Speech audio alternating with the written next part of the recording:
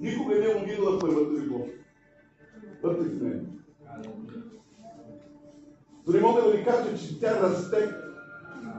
Може да кажем расте. Ако тя изгасва, как си брат? Горе-долу. Аз съм Джорди. Знаете ли кое е горе-долу? Няма ли е горе-долу? Обърне се Бог към дявола и казва: го браже! Къде си? Той казва: обикарам горе-долу. Ако казваш горе-долу, ти си дявола.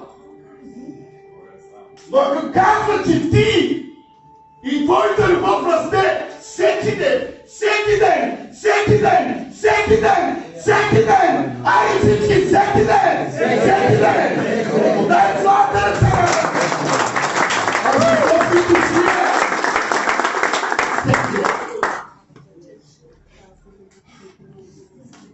Трябва да продължавам. Аз знам, че почват вече веднага да мислят нещо.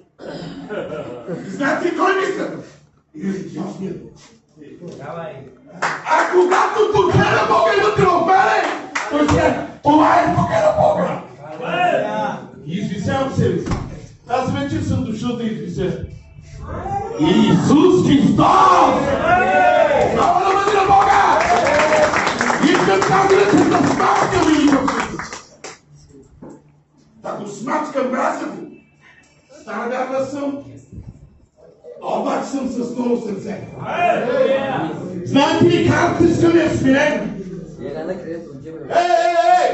Хартискът ми е смирен! Не съм религиозен. 46 години служа на Бога. Обаче, всеки ден расте вярата вътре в мен. Аз раста в Господ Исус Христос.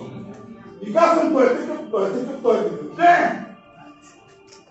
Дошъл съм да издигна Христос.